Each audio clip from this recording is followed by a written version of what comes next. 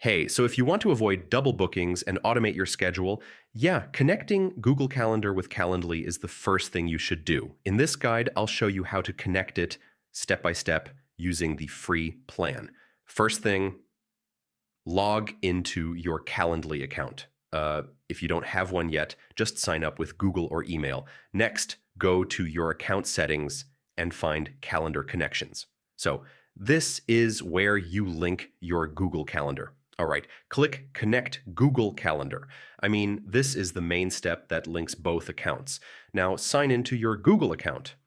Choose the correct email that has your calendar events. Next, allow permissions.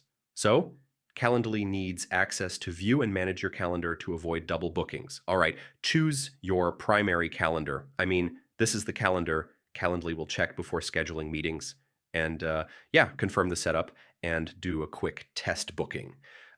This makes sure everything is syncing properly. So that's how you connect Google Calendar to Calendly for free. Once it's set up, your schedule stays fully automated.